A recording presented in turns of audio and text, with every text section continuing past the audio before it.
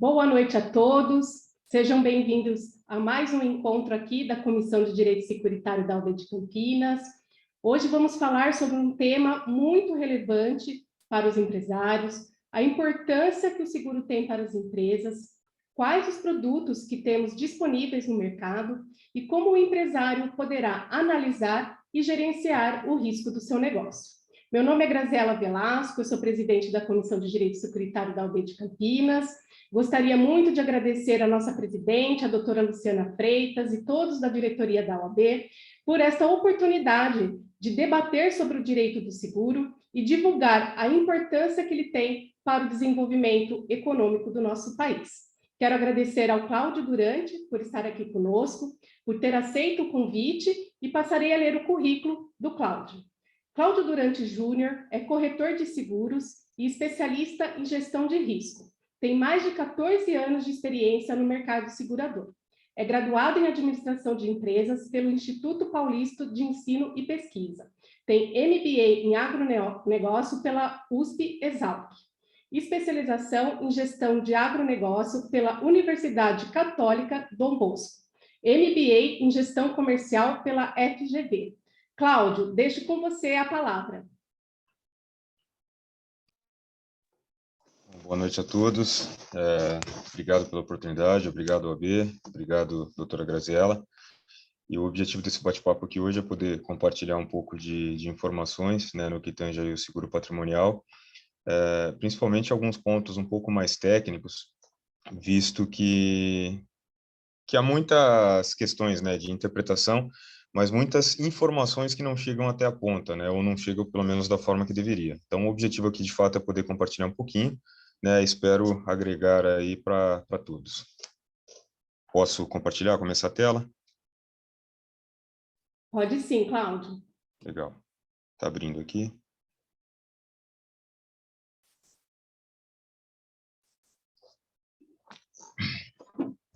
Apareceu? Tudo bem?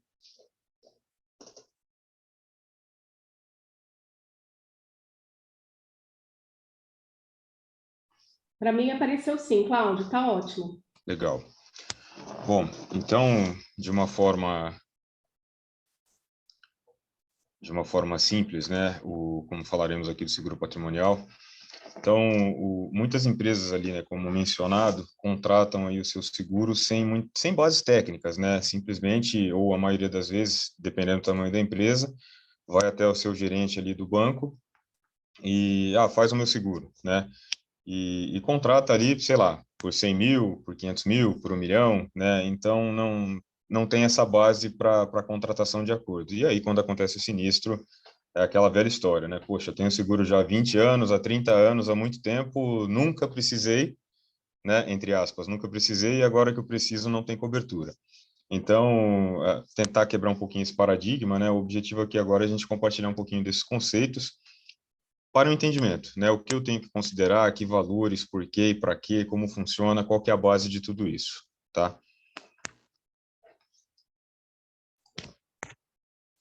Então, o seguro patrimonial, de forma simples, né, ele tem o objetivo ali de garantir os ativos da empresa, ou seja, prédio e o seu conteúdo. Então, pode estar amparado, né, nesse seguro também o lucro bruto, né, o lucro cessante, as despesas fixas, que já estariam dentro do lucro bruto, então, ou contrata o lucro bruto, que as despesas fixas já ficam ali, ou apenas despesas fixas, tá?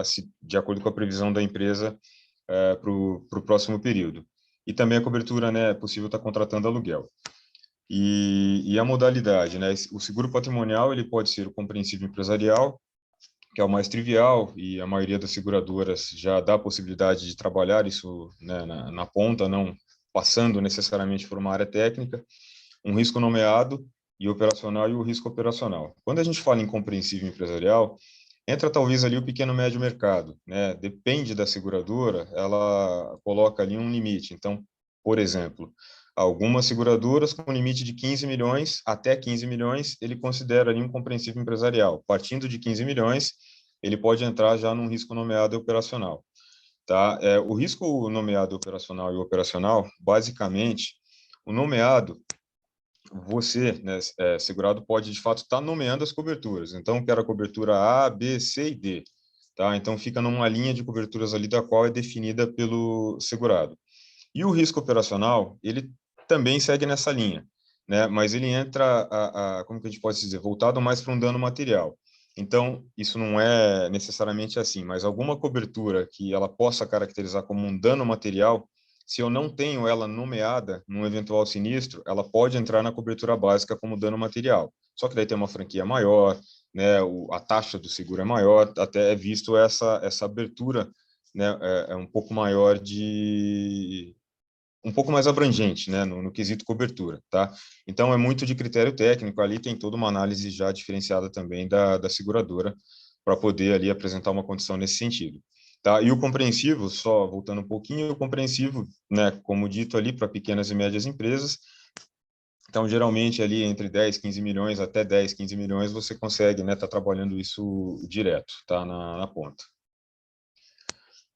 E aqui é que a gente entra um pouco mais nos conceitos que, assim, na minha opinião, é a parte principal do seguro, tá? Para a colocação dele, do seguro patrimonial. É onde que às vezes geram aqui as maiores dúvidas e entra, como colocado ali, tem o seguro há bastante tempo e agora que eu preciso, de fato, não dá cobertura, tá? Então, eu costumo dizer que a gente tem que dividir o seguro em duas partes, tá? A primeira parte que a gente fala é o valor em risco e a segunda parte é o limite de cobertura. São coisas diferentes. Quando a gente entra no valor em risco, são os valores ali, de forma simples, o valor dos ativos. Então, a gente considera prédio, máquinas, móveis, utensílios, mercadorias e matéria-prima. Tá? Mercadorias e matérias, né, matéria-prima. E como que a gente faz aqui a composição desse valor em risco, tá? Esse valor, ele deve ser, né, atualizado ali anualmente, tá? De acordo ali com os ativos da empresa. Então, a empresa pode ter adquirido, por exemplo, novas máquinas, como pode também ter vendido, né? Não ter mais ali outras máquinas. E isso tem toda a variação dos seus ativos. E tem que considerar também a variação cambial incidente a isso. Por quê? Vamos pensar assim, tá? Um prédio. Que valor de prédio eu considero? É o valor do IPTU? Não é o valor do IPTU, tá? No seguro, a gente sempre o raciocínio é o valor de reposição. Então, quanto seria para eu repor este bem? Tá? Para eu repor isso imediatamente igual no momento do sinistro. Então, pensa, sei lá, na sua casa hoje. Se você pegar o IPTU da sua casa, está um valor de X. Se você tiver que reconstruir a sua casa hoje, né, tirando o terreno e fundação, mas você tiver que fazer a reconstrução da sua casa hoje na mesma base, tá? Seria esse mesmo valor de X do IPTU?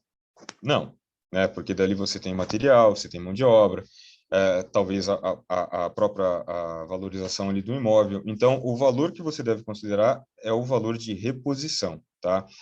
E aí a gente fala, tá bom, mas como que eu considero esse valor, né? De que maneira que eu posso ser assertivo nesse valor? Aí a gente tem algumas questões de mercado, por exemplo, empresas de engenharia, né, especializadas que fazem justamente essa valoração patrimonial. Então, é uma engenharia específica, uma empresa, um engenheiro responsável técnico, da qual ele vai fazer toda uma análise, então tem toda uma matemática, tá? Tem todo um processo para ele poder, de fato, falar, olha, de acordo com toda essa base aqui, o valor do seu prédio atual é de X, tá? O valor das suas máquinas, um valor atual, considerando melhorias, considerando tudo que você já fez, seria de X, e assim por diante, tá? Não deve, vai ser adiante. Então, voltando só um pouquinho nas máquinas, né? Considerar a questão cambial. Então, imagina que você adquiriu essa máquina, sei lá, 10 anos. Se você entrar num critério contábil, né, provavelmente já seja zero, né? Contabilmente falando, isso já nem exista mais. Só que se você tiver que repor essa máquina, é uma máquina importada, é uma máquina, sei lá, que veio da Itália, que veio da China, é uma máquina que tem toda a questão cambial, né, que tem uma série de impostos ali. Então, tudo isso deve ser considerado trazendo para o valor presente, tá? Para reposição. E aqui, né, nos ativos, então, a gente vai trabalhar com prédio, como dito ali, máquinas, os móveis, mercadorias, bens, eventualmente se você tem algum bem em local de terceiro, então imagina uma indústria que ela tem um espaço da qual ela aluga no armazém, tá? Então a indústria tem toda a sua fabricação ali, só que, além disso, tem um espaço para colocar ali o seu produto final, o seu produto acabado. Então, esses bens os bens que estão ali em local de terceiro devem ser considerados também, tá? Para contabilizar esse valor em risco. Da mesma forma, também, caso tenha bens de terceiro ali na empresa, ele deve ser discriminado na composição dos valores, tá? E o lucro cessante. Então, até ali bens em local de terceiro, a gente chega no valor em risco, tá? Então, a soma de prédio, máquinas, né, mercadoria e bens em local de terceiro, e eventualmente o bem de terceiro ali no local de segurado, nós chegamos no valor em risco. Mais o lucro cessante ou despesa fixa, aí chegamos no valor em risco total, tá? Então, valor em risco, mais o lucro cessante, valor em risco total. Aí aqui a gente tem algumas definições. Só, Grazi, não sei se você queira comentar, tá claro? Talvez alguma questão nesse sentido. A gente segue. Dando a oportunidade, eu vou fazer uns comentários, sim. Tá. Que você disse assim, da reposição igual, né? Eu acho que isso é muito importante, Cláudio, porque o seguro, ele não ofere lucro para ninguém. Qual é o intuito do seguro? Reposição. Então, ele vai repor aquele valor perdido. Então, acho que é isso que é muito importante, essa questão da reposição, porque pelo princípio indenitário, o seguro ele não ofere lucro, principalmente o seguro de dano, né? Não vamos entrar nos debates de seguro de pessoas, mas o seguro de dano tem que seguir o princípio indenitário e indenizar aquilo que efetivamente perdeu. Então, só dando uma ênfase aí nessa questão da reposição. Sim. Até pegando um gancho nisso, né, seria, a gente vai falar um pouquinho ali, mais a concorrência de apólice, né? Então, às vezes, a empresa, eu contrato uma apólice na seguradora A e a outra na seguradora B, que, de certa forma, eu estou segurando o todo. Não é bem assim, né? É justamente por essa questão. O objetivo não é ter o lucro, muito pelo contrário, mas sim repor ali o bem, enfim, repor o dano ali imediatamente igual no momento do sinistro.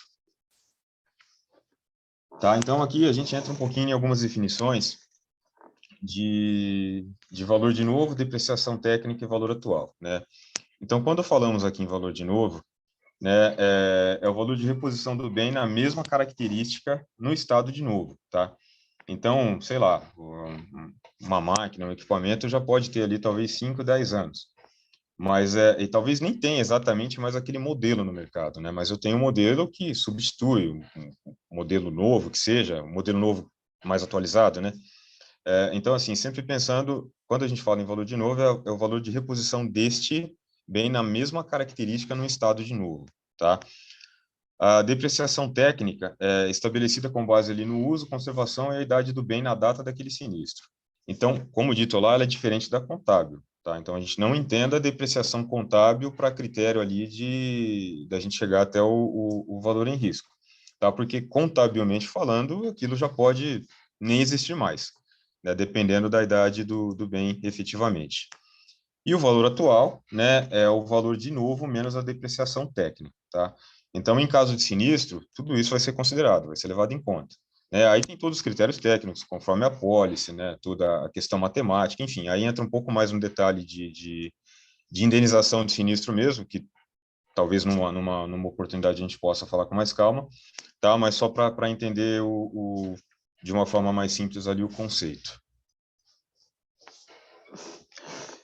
E aí, como colocado lá a questão do valor em risco pela divisão, né, que eu tenho que entender o valor em risco, que o valor em risco é o quê? De fato, é o que a seguradora está garantindo, tá? Então, o seguro, por exemplo, de 1 milhão, qual que é o valor em risco? 1 milhão. O que a seguradora, de fato, né? O que está sendo segurado? 1 milhão, tá? Mas, necessariamente, eu preciso ter 1 milhão de cobertura básica, que é de incêndio? Não necessariamente, tá? Que é onde que nós entramos aqui no limite máximo de indenização, que é o valor ali da qual, né, teria indenização em caso de seguro. Então, cada cobertura tem o seu limite, né? E aí, o que a gente pode colocar como exemplo de LMI? Então, nesse exemplo aqui de 1 milhão, então aconteceu um incêndio de 1 milhão, não necessariamente que o valor em risco seja de 1 milhão, mas aí eu tenho o limite de cobertura de 1 milhão. Então, aconteceu um incêndio ali de 1 milhão e perdão, o LMI da cobertura de incêndio é de 1 milhão e ocorreu um sinistro de 800 mil, tá? Então, o valor do dano ali, 800 mil. Então, se houver a cobertura, né, considerando um sinistro que seja indenizado, né, um sinistro ali coberto, será indenizado, então, os 800 mil menos a franquia, tá? Nesse mesmo exemplo, tá, que eu tenho 1 milhão, se ocorrer um sinistro de 1,5 milhão, será indenizado 1 milhão menos a franquia. O limite de cobertura é 1 milhão. O sinistro for de 800 mil, ele não vai indenizar 1 milhão, porque o objetivo do seguro não é ter lucro, é repor aquele bem barra dano, então, no momento ali do sinistro. Agora, se o sinistro for de 1,5 milhão, o limite da minha cobertura é de 1 milhão, tá? O segurado tem até 1 milhão para ser indenizado, menos a franquia, tá? Então, o limite máximo de indenização é o valor a ser indenizado em caso de sinistro. Valor em risco é o valor que está sendo segurado. Limite máximo de indenização é o limite a ser, né, indenizado pela seguradora em caso de sinistro coberto. LMG é o limite máximo de garantia. O que é o LMG da pólice? É a soma de todas as coberturas, tá? Então, se eu somar a cobertura de incêndio, roubo, alagamento, dano elétrico e todas as outras, chegamos no LMG da pólice, tá? Então, somando tudo isso, a pólice, né, pode indenizar até X, tá? Mas, de novo, cada linha de cobertura vai ter a sua indenização conforme seu limite máximo de indenização. Franquia. A franquia, o POS, né, que é a participação obrigatória do segurado, ela é deduzida do valor a ser recebido ali na indenização, tá? É diferente do automóvel. O automóvel, se acontece um sinistro e for perda parcial, né? Então, foi lá, teve um prejuízo de 10 mil, por exemplo, a franquia é de 2 mil reais, levou o carro para a oficina para consertar. Quando você for, né, retirar o carro, será pago 2 mil reais ali na oficina, no momento da retirada, tá? Quando a gente fala aqui no seguro patrimonial, não é pago esses 2 mil reais, tá? Seria deduzido da indenização. Então, ou seja, no exemplo do carro, um sinistro de 10 mil, ali foi pago 2. No caso aqui, seria indenizado 10 menos os 2 da franquia. Então, efetivamente, seria ali recebido 8, tá? Então, considerando lá o exemplo de 1 milhão, se a franquia for 200 e o sinistro foi de 800, o valor a ser indenizado seria 600. Se o sinistro fosse de 1 milhão, o valor a ser indenizado, de 1,5 milhão, perdão, se o sinistro de 1,5 milhão, o valor a ser indenizado seria de 800 mil, considerando, tá, a franquia de 200 e o limite de cobertura de 1 milhão. Então, dependendo da modalidade de seguro, ou seguradora, né, há um percentual a ser deduzido um percentual mínimo ali a ser deduzido do valor definido. Então, por exemplo, pode haver ali, tá, a seguradora coloca uma participação obrigatória de 10% com um mínimo de 10 mil reais. Então, aqui, vamos pensar assim, essa franquia de 200 mil, nesses 800 mil aqui da qual foi de fato recebido, né? Então, cobertura, o incêndio aqui é 1 milhão, o sinistro de 800, a franquia de 200, efetivamente foram 600 aqui de indenização. Pensando que houvesse aqui uma franquia de 10%, tá? Seria deduzido, então, 10% desse prejuízo, tá? Então, considerando o prejuízo de 800, o valor a ser deduzido ali seria aqui de 80 mil, tá? Mas a franquia tem um mínimo. Então, esse mínimo aqui de 10 mil, beleza, ele vai considerar os 80. Vamos pensar assim, que esse mínimo fosse de 100, nesse exemplo aqui do sinistro, tá?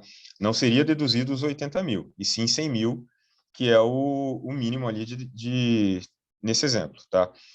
Pegando aqui o 1,5 milhão, né, se a gente subir um pouquinho a régua, ele vai considerar 10%, tá? Mas esse valor ele pode ser superior, tá? Se o percentual for menor, o percentual for menor do que os 100 mil, por exemplo, tá? Se o percentual for 120, considerando 120 mil, ele vai deduzir 120 e não 100. Se o percentual aqui for de 80, tá? Mas o mínimo é de 100, ele vai deduzir o 100. Não sei se ficou um pouco confuso. Não, ficou ótimo. Eu Deu para entendi, entender? sim, deu para entender. E Tá. pegando o gancho aqui, Cláudio, deixa eu te falar assim, quando eu acho que é muito apaixonante nas operações de seguro, no contrato de seguro, é quando você entende o porquê que tem aquilo dentro do contrato. Então, a gente viu que o seguro ele não ofere lucro, o intuito é a reposição, então por isso que existe a depreciação. E se a gente pegar um exemplo clássico de automóvel, quando a seguradora ela vai indenizar uma perda total, ela vai indenizar pela tabela, né, de mercado, a tabela FIP ou outras tabelas vigentes. Por quê? Porque ela tem que repor aquele bem e não oferir lucro. E uma outra curiosidade também é que na questão da franquia. Por que existe franquia?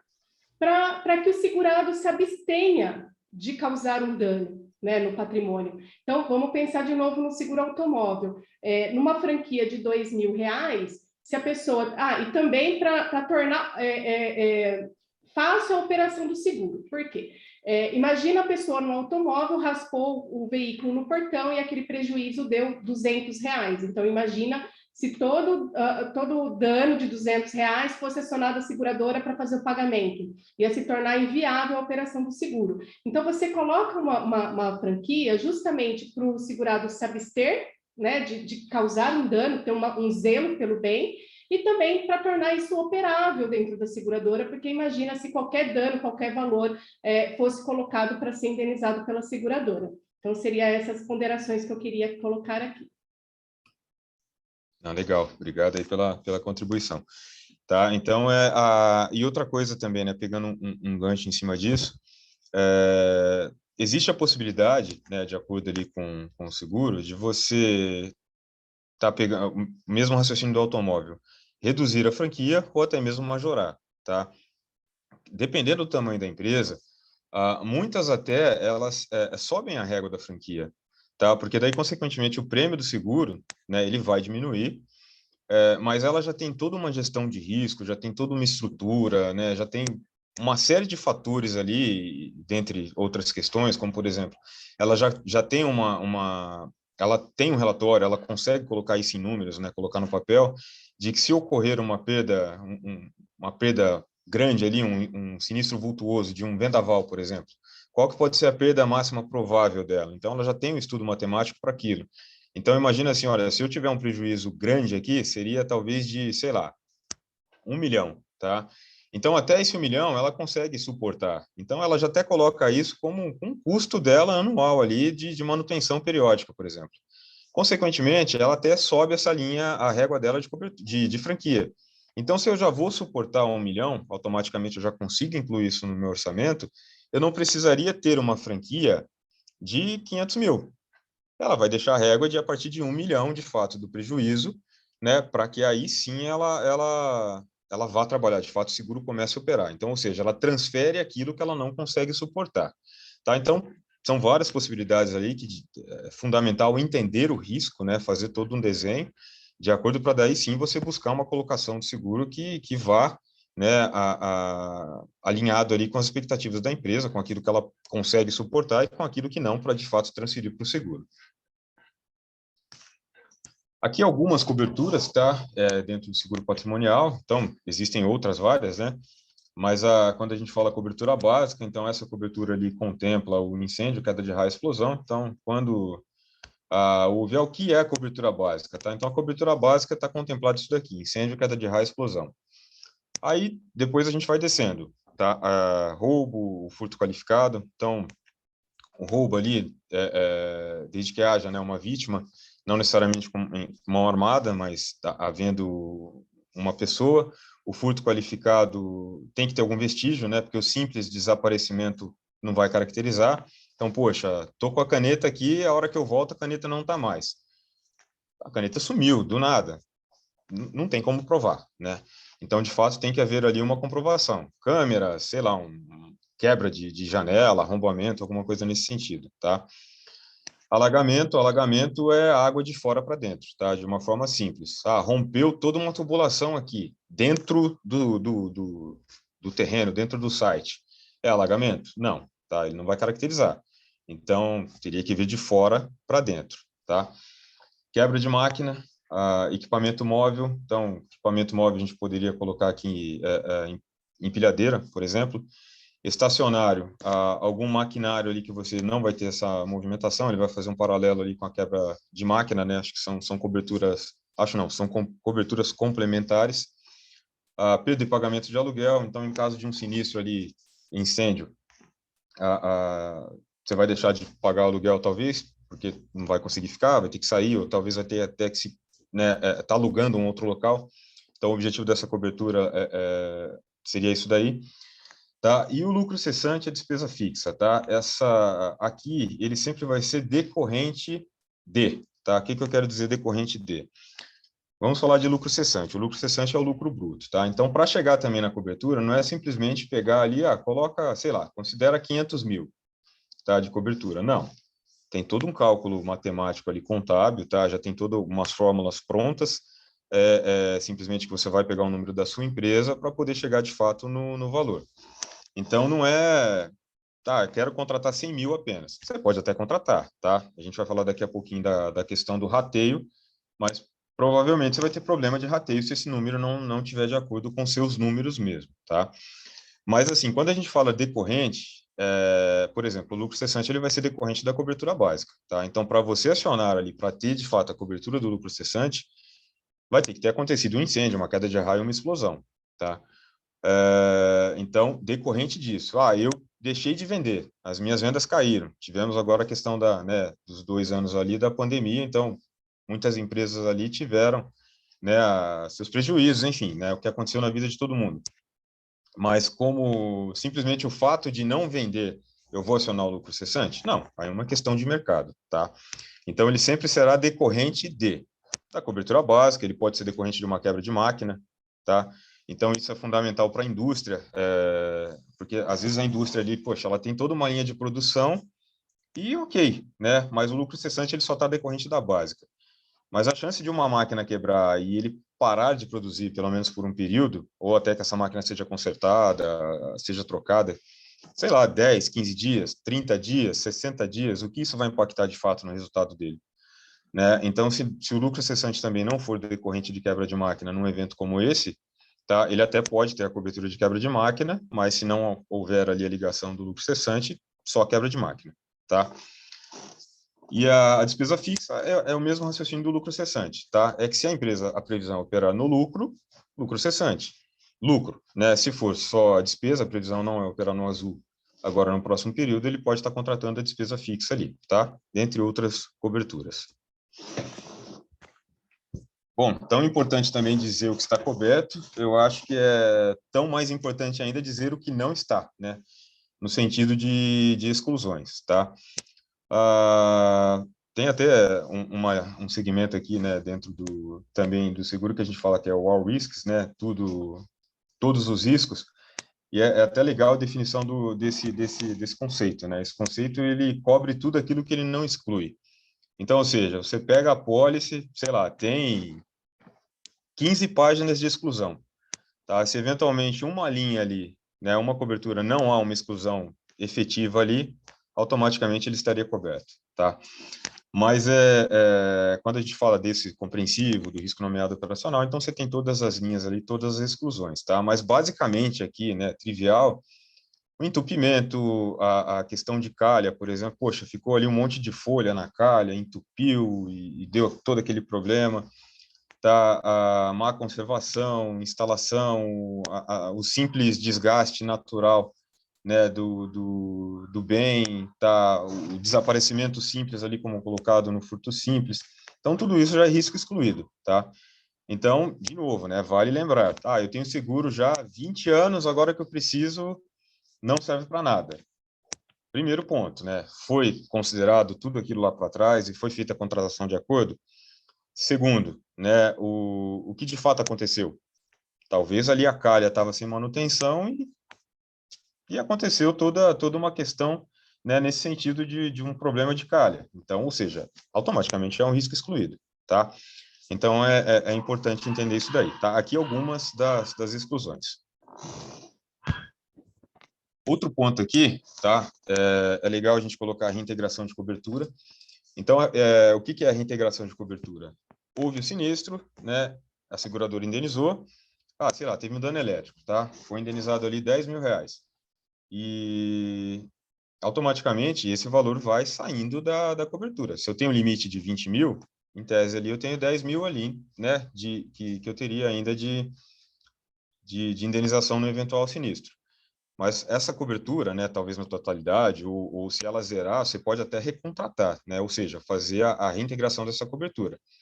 Será gerado um novo prêmio, né, correspondente, e pagando ali por esse prêmio, essa cobertura pode ser reintegrada, tá?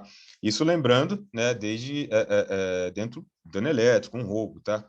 Nessa situação. Salvado, né? Salvados são os bens que não foram totalmente perdidos ali no eventual sinistro, né? Ou que puderam ser recuperados, e aquilo pertence à seguradora. Então, o que isso quer dizer? Quando você firma um seguro, né, que você contrata o seguro, a pólice é um contrato da qual você está transferindo o risco para a seguradora, né? Então, você paga ali pelo seguro para que a seguradora assuma aquele risco. Então, os bens ali no eventual sinistro automaticamente é da seguradora, conforme ali o contrato, né, a pólice de seguro. Então, a seguradora tem o direito, né, daquele bem. Então, se foi recuperado, sei lá, teve um incêndio, conseguiu recuperar algumas máquinas, conseguiu recuperar ali até certo ponto do estoque, por exemplo, tá? Isso é da seguradora, tá? Foi salvado. E aí ela pode tá, sei lá, vendendo no mercado. Mas aí vem um ponto, poxa, mas isso talvez é algo que tem toda uma questão intelectual, se isso for para o mercado, meu concorrente pega, eu vou ter problema, tá? Então, assim, tem uma série de fatores também envolvidos nesse processo, não é simplesmente assim, porque aconteceu, a seguradora vai lá, colocou, e aí já, sei lá, ela vai lá no ferro velho e vende. Não é assim que funciona, tá? Mas a própria empresa poderia, talvez, ali, olha, não tem como, por mais que isso foi recuperado, mas eu não consigo reaproveitar, não dá. Eu só posso, na minha operação, ter que ser sei lá, um bem novo, zero. O que vai acontecer? Isso teria que ser destruído, então, tá?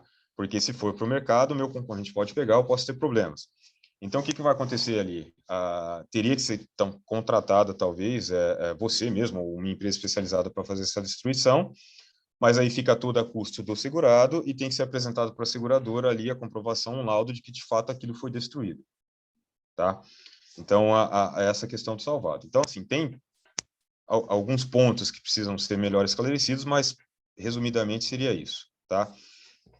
E a questão do agravamento do risco, como a doutora Grazi comentou lá no início, agravar o risco é o ato intencional ali desse risco ser aumentado. Então, pensa na sua casa. Poxa, se você deixa a janela aberta, você está agravando o risco. Pode chover, consequentemente vai molhar, né? Pode ficar mais fácil para alguém entrar na sua casa pulando a janela. Então, isso está agravando o risco. Estacionei o carro na rua, né? Estacionei na rua e ainda deixei o vidro aberto. Poxa, está um risco bem agravado, né? Então, isso não quer dizer que você não possa estacionar na rua, tá? Só um exemplo aqui, né? De uma forma bem figurada. Mas é a questão de você agravar o risco, tá?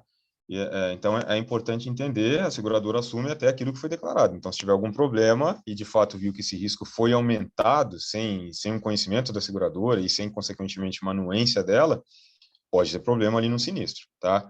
Acho que, de uma forma clara também, pensa, sei lá, num transporte, tá? Enquanto transportando carga. De acordo com o seguro ali, pode ser colocado até 100 mil no caminhão. Se está transportando 150, poxa, você agravou o risco, tá? Então vai ter problema em caso de sinistro, tá? Essa situação. Aqui a gente vai fazer um link, né? Tudo tranquilo até aqui, Grazi? Isso, deixa eu só fazer algumas ponderações aqui. Por favor. Lucros cessantes, a questão judicial do lucro cessantes, comprovar lucros cessantes é sério. Então, assim, a empresa ela tem que ter uma preocupação de deixar toda a documentação referente ao lucro cessantes, toda organizada, toda arquivada, de uma forma muito clara para passar para a seguradora, para que isso depois não vire um processo judicial e que demore anos para ser resolvido por falta de documentação e comprovação, porque a seguradora ela só vai indenizar o que realmente estiver comprovado. Se não tem comprovação, ela não vai indenizar. Riscos excluídos. A gente tem aquele mito social de que meu seguro cobre tudo. Não existe nenhum seguro que cobre tudo. Não, é impossível para a seguradora assumir todos os riscos. Então, toda apólice tem as condições gerais que lá vai constar os riscos excluídos. Então, o segurado ele precisa olhar, conversar com o corretor e verificar quais são esses riscos excluídos e até também conversar com o corretor em questão de incluir, às vezes, algumas coberturas adicionais que não estão nas coberturas básicas. Então, os riscos excluídos é muito importante o segurado ficar atento. A questão de que você falou, né, da janela aberta, a seguradora, ela, lógico, tudo que levanta uma suspeita de fraude, ela vai negar pagamento e, inclusive, consta nas condições gerais dela que não são indenizáveis, igual o furto simples. Então, se a pessoa ela deixa uma janela aberta da empresa ou da sua residência e ali facilita o acesso do ladrão e onde ele furta de forma simples, sem arrombamento, ela não vai indenizar. Então, isso que tem que ficar muito atento nessa questão do agravamento de risco. Então, seria essas ponderações, Cláudio. Maravilha. Só vou voltar um pouquinho, aproveitar, inclusive, aí o seu ponto com relação ao risco excluído, tá? Dentro do seguro, a gente tem as cláusulas, o clausulado, né? Condição geral, condição especial e a condição particular, né?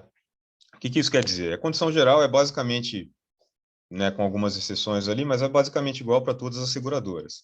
Então, seguradora A, B, C, D, enfim, tá? É basicamente a mesma coisa ali. Claro, tem as suas diferenças, mas segue uma mesma linha. Temos a condição especial, aí já entra um pouco mais no critério de cada seguradora de fato, né? E depois a particular, tá? Então, até isso que a Grazi mencionou, a particular ela é muito voltada ali para a particularidade do negócio, da atividade ali, né, da empresa. Porque às vezes eu posso ter lá na condição geral, eu vou dar um exemplo de experiência, tá? Vivido uma empresa da qual eu tive a oportunidade de atender por um tempo, né, enquanto gerente de contas, uma grande empresa, tá? Bem grande mesmo, e eles tinham um estoque muito considerado no armazém aqui em Vinhedo, tá? Um grande armazém aqui em Vinhedo. E assim, praticamente 70%, tá? Uma pólice parruda, uma pólice nervosa.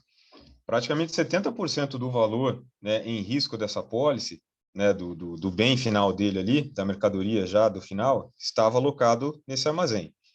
Até aí tudo bem. Lá na especificação da pólice, os endereços, tudo certinho, tá? O limite de cobertura. Só que daí, nas exclusões, dentro da condição geral, eu lembro lá, a linha G, tá? Da exclusão, estava lá, excluído bens do segurado em poder de terceiro. Ou seja, 70% do valor em risco dele estava num local de terceiro e era um risco excluído da pólice, tá? Então, o que tivemos que fazer? Voltamos com a seguradora na oportunidade, claro, teve que rever tudo aquilo lá, e aí foi feita uma cláusula particular para essa situação. Então, ou seja, o que dizia a cláusula particular? Ao contrário do que consta na condição geral, item tal, a linha tal, fica excluído a exclusão X, né? Então, ou seja, a condição particular ela estava revogando aquela exclusão, tá? Então, é por isso que, de novo, né, volta na questão do entendimento do risco, tá? Primeiro é entender o risco, o que é a empresa, para daí sim você buscar fazer uma colocação de acordo, porque o que a seguradora A entrega não é necessariamente o que a B vai entregar, tá?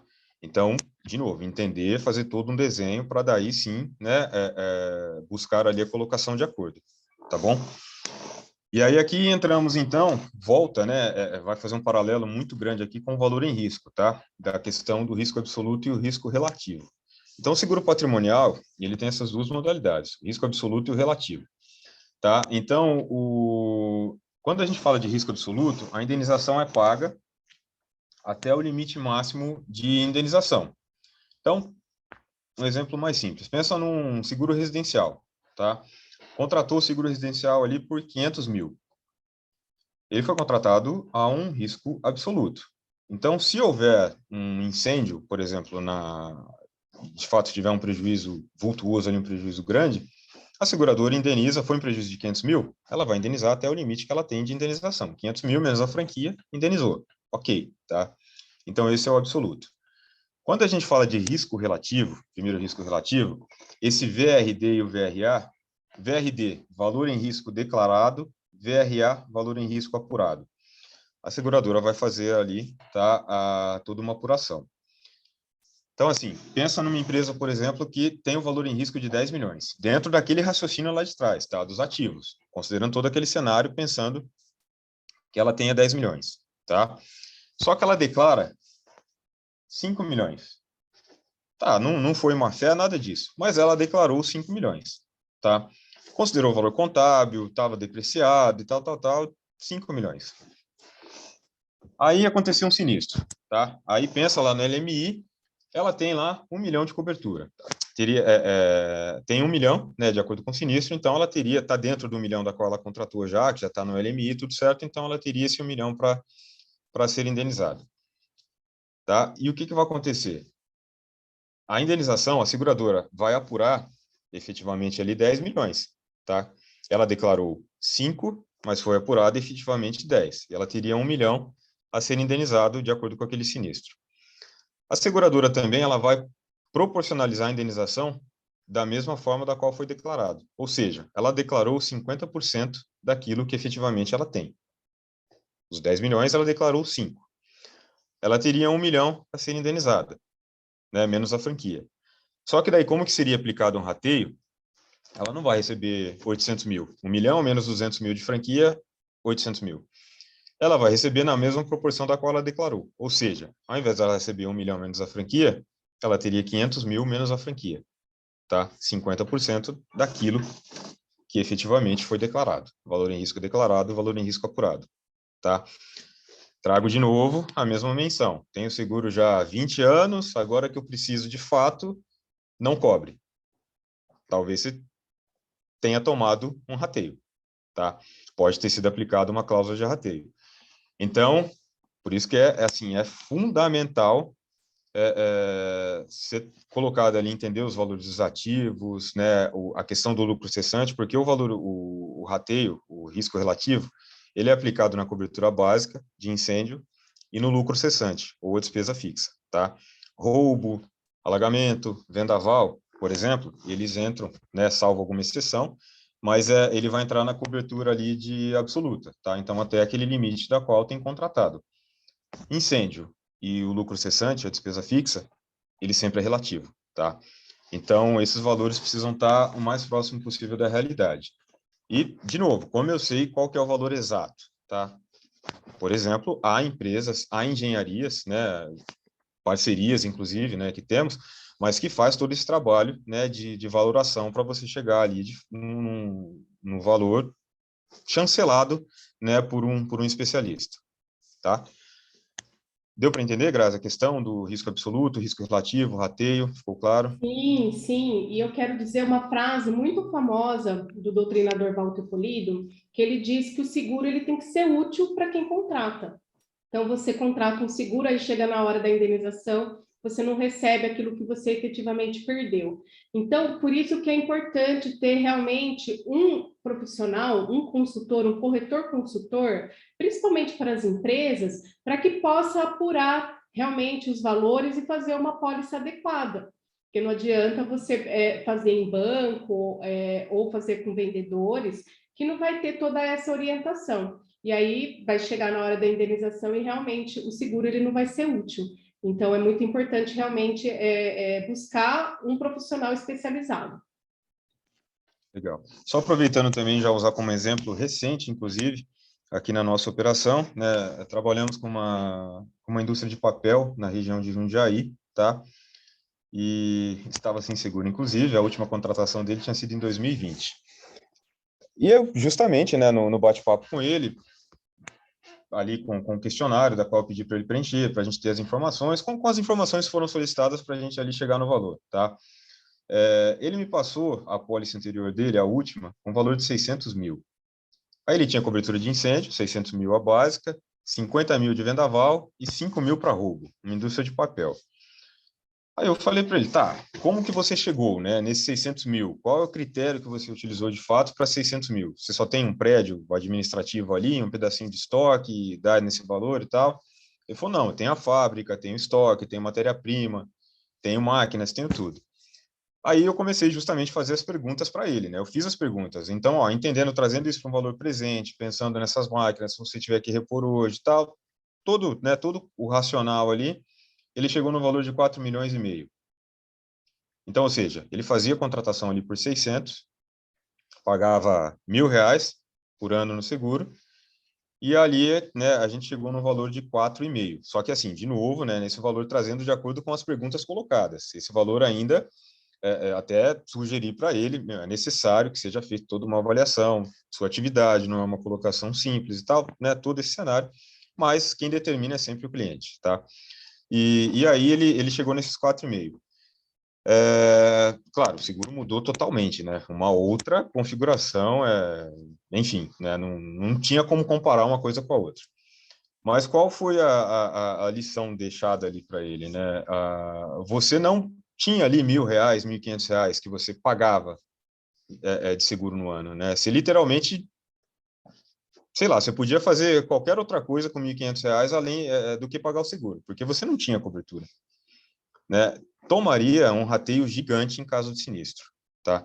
Então é o ponto que eu passei para ele, né? Ficou claro tudo, mas é importante, né? Então a minha empresa é pequena, tá? Não tem essa questão. As seguradoras têm uma linha de corte, então dependendo da seguradora, ela vai colocar ali até 2 milhões, por exemplo, ela não vai aplicar o rateio, né? Ela vai no valor em risco ali no absoluto. Mas passou de 2 milhões, ela já vai aplicar o rateio, ela já vai apurar. Algumas seguradoras vão até 5, 6, mas aí depende da seguradora, depende da atividade. Então, cada caso é um caso, tem que ser entendido, né?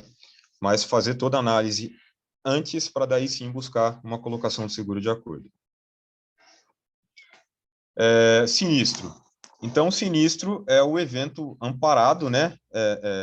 Da qual foi o objetivo da pólice de uma forma geral, né? Você contratou um seguro para que, se houver um sinistro, você tenha as coberturas ali, né? Então, você tem um amparo por aquilo que foi contratado. Aqui a gente tem alguns exemplos, não sei se eventualmente queira abrir um ou outro, ou talvez compartilhar com os participantes aí depois, mas são, né, todas informações públicas, aqui tudo que no site do G1, mas incêndio, tá? Então, em supermercado, aqui, ó, 22 horas de incêndio, atinge um prédio. Então, aqui na cidade de Campinas, inclusive, há uns 2, 3 meses, um apartamento, né, um imóvel residencial na região central, também pegou fogo. Eu não sei exatamente qual foi o desfecho, mas parece-me que foi por causa de um secador de cabelo, né? Uma questão começou com dano elétrico. Então, assim, aí mais 3 ou 4 apartamentos para cima também sofreram danos decorrente disso. Então, todo o prejuízo para cima vai ser do dono daquele imóvel. Então, são todos pontos que você tem que entender. O que eu tenho aqui no entorno, né? O que tem na minha região? Eu estou numa área rural, né? Há exclusões, por exemplo, de seguradoras que incêndio oriundo de área rural. Então, ou seja, se ele está numa área de mata, numa área rural, a chance de acontecer um incêndio de fora para dentro é infinitamente maior do que de dentro para fora, porque ele não tem, é zero controle. E aí vai lá na pólice, tem uma exclusão, né? Como colocado lá, o exemplo que eu dei lá do armazém, você revogaria isso, mas de novo, entendendo o risco, tá? Então são todos esses pontos. Regulação de sinistro é o processo de análise ali do evento, né? Do que aconteceu, através da vistoria, os documentos, como a doutora colocou, né, a questão do lucro cessante. Então, por exemplo, lucro cessante, serão pedidos ali vários documentos, várias informações contábeis, né, uma série de coisas. Então, são documentos, valores, as coberturas, o que tinha, o que não tinha, sistema protecional, de fato tinha tudo aquilo que foi declarado, então declarou lá que tem extintor, hidrante, câmera, grades, tinha tudo isso mesmo? Ou foi declarado tudo isso só na hora de contratar o seguro, talvez para não ficar, sei lá, eu quero pagar menos. Então, coloca tudo isso. Na hora do sinistro, vai ter problema. Tá? Então, aqui, todos esses pontos, né? Então, de novo, né? Eu sempre coloco, antes de você ter o seguro, você precisa ter uma gestão de risco. Tá? Então, a gestão de risco é você entender do risco, para daí sim buscar uma colocação, um seguro de acordo com o seu risco, transferir aquilo que de fato você não vai conseguir suportar caso tenha um problema. Né? Eu acho que é uma forma simples e muito mais assertiva do que simplesmente faz um seguro pelo valor de tanto ali, ou o meu gerente já faz há tanto tempo, e aí vem, né, pega esse monte de buraco no meio do caminho que pode ter problema ali né? E provavelmente terá em caso de sinistro.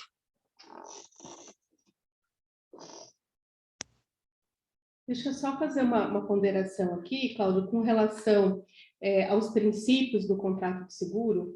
Nós temos vários princípios, mas o primordial é a boa-fé. Então, toda vez que o segurado ele for fazer a declaração, né, a proposta de seguro, porque ele vai ali preencher o questionário, vai fazer a avaliação de risco, vai passar para a seguradora e a seguradora ela vai fazer uma avaliação para fazer a taxação do prêmio.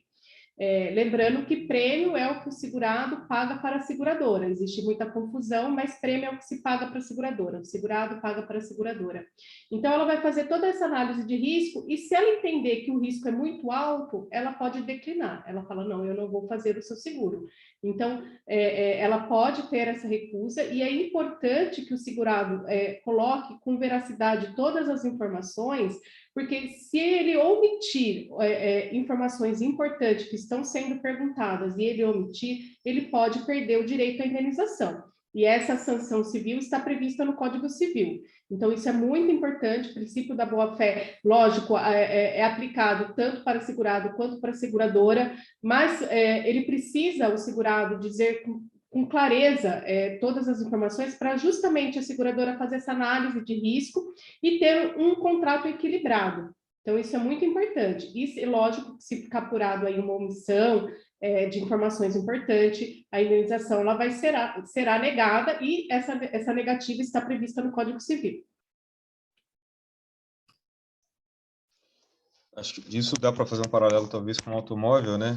Sei lá, tem o filho de 22 anos que dirige o carro 3 vezes na semana, final de semana que seja, mas aí não é mencionado na apólice, né? Aí acontece um sinistro com quem? Justamente com o menino lá de 22, 23 anos, né? Então, é esse tipo de situação, tá? Então, de fato, tem que ser ali as informações verdadeiras, né?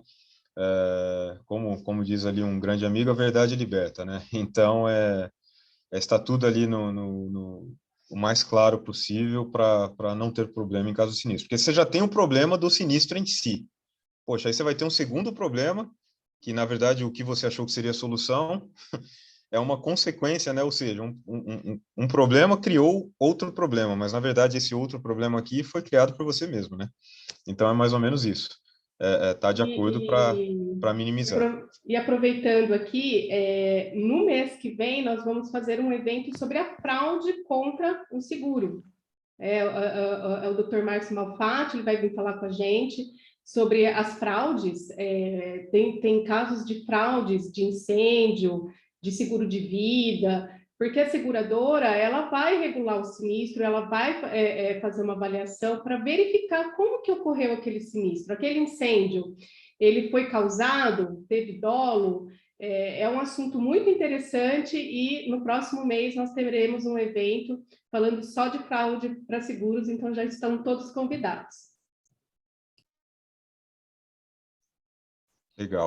Então, Grazi, aqui da minha parte, aí tem um pouquinho aqui sobre nós, né, se me permitirem aqui também. Então, como a Grazi apresentou, somos aqui da GR4 Seguros, né, então, voltados muito aí mesmo, o objetivo principal é fazer uma gestão de risco, né, então, o que eu trago antes do seguro é, de fato, você ter a gestão de risco, para daí sim você fazer a colocação de acordo, porque pode ser que talvez o risco nem tenha cobertura, né, então, mas você saber, antes de tudo. Contrata um seguro aqui achando que eu tenho, aí vai ver, foi colocado o segmento da empresa, por exemplo, diferente. Né? Trabalhamos aqui com uma metalúrgica, a pólice anterior dele estava como um comércio varejista. Né? Então, todos esses pontos, tá? Então, de fato, a nossa missão é contribuir aqui na gestão de risco para fazer a colocação do seguro de acordo, né, com as empresas ali para atender às suas necessidades. E ainda até um pouco além, então, até como um propósito, né, além da missão, fazer aí, né, o seguro das empresas, né, para que os seus funcionários, para que as pessoas estejam protegidas, né, porque imagina uma empresa, sei lá, com 10, 15, 20, 50 funcionários, se essa empresa tem um problema, essas 10, 15, 20, 50 famílias também terão, né, então é muito além de simplesmente a empresa, não, são vidas que estão ali por trás, né, são pessoas que dependem daquela empresa, então, além de tudo, há toda uma questão social envolvida nisso, né, e isso aí é uma coisa pessoal, mas eu tenho como missão aqui né, disso que eu escolhi fazer. Tá? Então, o GR4, né, quer dizer, gestão de risco, que nos baseamos em 4 pilares, que é entender, como eu coloquei, entender do risco, né, entender do seu negócio e aquilo que pode ser transferido, desenhar, então isso que a gente entendeu, a gente vai fazer ali, desenhar um programa de acordo, entregar aquilo que foi desenhado e o que foi combinado e acompanhar aquilo que foi entregue, tá? Então, essa é a nossa base e o objetivo da nossa empresa é que você, de fato, atinja, né, a meta, aquilo que você estabeleceu. Então, as linhas aqui da qual atuamos, né, seguros na linha de ramos elementares geral, então, propriedades, transporte, responsabilidade dos diretores, responsabilidade civil geral, né, fundamental, profissional, engenheiros, advogados, né, toda essa linha ali profissional liberal, frota, risco de engenharia, o lucro cessante que está dentro do patrimonial, risco diverso, então, poxa, uma empilhadeira, algum equipamento ou algo nesse sentido, cibernética, ambiental, garantia, né? Então, todas essas linhas aqui atuamos, bem como saúde, vida, odonto e viagem, tá? Então, aqui os meus contatos, né? Fiquem à vontade, podem mencionar, tá? E agradeço aí a doutora Grazi, agradeço ao AB pela oportunidade, né? Poder compartilhar um pouquinho de informação, espero ter atendido aí, né? E, enfim, me coloco à disposição, fiquem à vontade, tá? Para contatar-me aí. Quem tiver uma pergunta, pode passar aqui no chat para eu ler para o Cláudio. Cláudio, você pode voltar só um pouquinho nos seguros? Isso, nesses ali, dos seguros mesmos. Pode descer mais um pouco. Lá onde tem todos os seguros, seguro de seguro Tá, do garantia patrimonial, judicial, aqui. isso. Que eu quero falar para o público que nós temos já um evento de seguro garantia judicial que está lá no YouTube da UAB, explicando como funciona o seguro garantia judicial, que é um produto sensacional para as empresas, que podem levantar valores depositados em juízos, trazer isso para o fluxo de caixa. Então, nós temos um evento sobre isso, que está lá no YouTube. Riscos cibernéticos vai ser o nosso evento de outubro. Eu estou vendo um especialista em seguro cibernético para falar desses riscos cibernéticos, porque nós pensamos apenas na Lei Geral de Proteção de Dados, o que causa para o consumidor, danos morais, notificação, mas nós esquecemos dos lucros cessantes, que é muito importante. Às vezes, uma empresa de e-commerce fica indisponível por um longo período de tempo, isso vai criar um lucro cessantes imensos, né? Tem vários casos de lucros cessantes de empresas, né? De ataques cibernéticos.